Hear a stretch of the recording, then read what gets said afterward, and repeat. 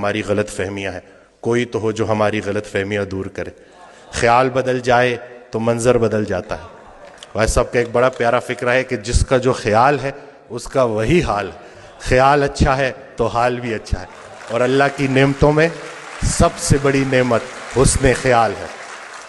یہ اس دن بھی میں ڈیٹیل میں نہیں جاؤں گا، پیشنٹس ہوتے ہیں، لیکن میں ان سے اجازت لیتا ہوں کہ ان کا یہ جو آپ بیتی ہے وہ میں لوگوں سے شیئر کروں تاکہ لوگوں میں امید بڑھے۔ ایک خاتون میرے پاس آئیں، کچھ ان کے ساتھ بڑی زیادتیاں ہو گئی تھیں اور وہ دل میں نفرت لیے بیٹھی تھیں، اور جس کے لیے نفرت لیے بیٹھی تھی وہ فوت ہو چکا تھا۔ تو جب میرے پاس آئیں انہوں نے گلے شکوے کیے، تو میں نے کہا کہ حضرت واصف علی واصف رحمۃ اللہ علیہ ارشاد فرماتے ہیں کہ اگر اللہ قیامت کے دن تم سے پوچھے کہ پہلے کس کو جنت میں بھیجوں تو تم نے اس کا نام لینا ہے جس کو تم نے جہنم میں بھیجنا۔ ایک مہینے بعد جب لوٹ کے آئیں تو انسان بدل چکا تھا، چہرے پہ رونق، آنکھوں میں نور۔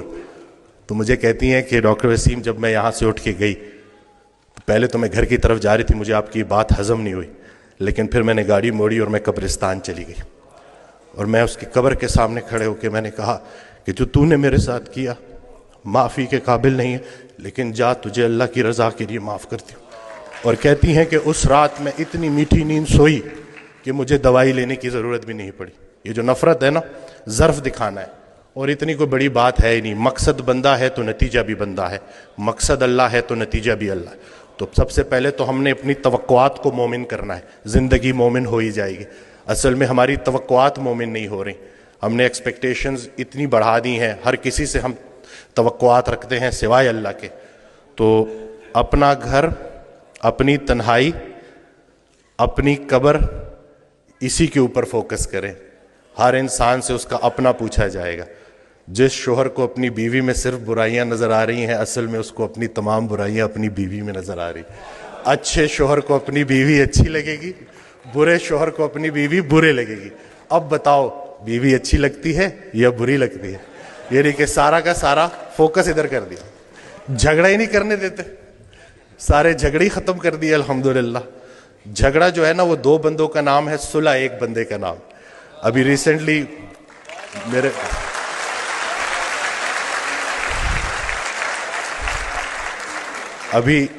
میرے ساتھ ایک واقعہ ہوا، میں گاڑی ریورس کرا تو وہ برانڈ نیو گاڑی تھی، وہ لگ گئی، وہ پیچھے سا غلطی میری تھی، تو میں اترا تو وہ بڑے غصے میں میری طرف آئے، تو میں نے فوراً معافی مانگ لی نا کہ مجھے نظر نہیں آیا، میں بہت معذرت کرتا ہوں، اور بہت زیادہ میں نے ان سے معافی نا۔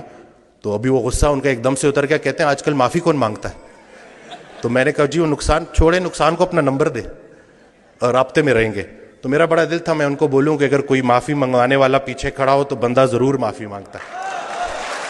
تو یہ کسی کے حوالے سے زندگی گزارنا کتنی آسان ہو جاتی ہے، اگر ہمیں پتہ چل جائے تو ہمارے سارے جھگڑے ختم ہو جائیں۔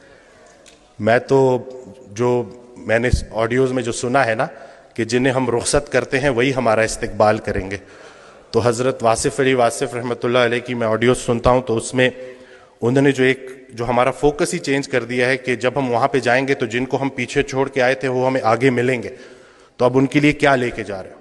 تو اپنے والدین کے لیے صدقہ جاریہ بننا ہے، اور یہ چھوٹی سی زندگی ہے، اس میں الجھنا نہیں ہے۔ آسانیاں دو، آسانیاں ملیں گی۔ ہر وہ نیکی جو تم دوسرے کے ساتھ کرتے ہو اصل میں اپنے ساتھ کرتے ہو، ہر وہ بدی جو تم دوسرے کے ساتھ کرتے ہو اصل میں اپنے ساتھ کرتے ہو۔ اسلام کوئی بات نہیں ہے جو پڑھ کے سنانی ہے، اسلام ایک کام ہے جو کر کے دکھانا ہے۔ تو اللہ پاک ہمیں استقامت دے کہ یہ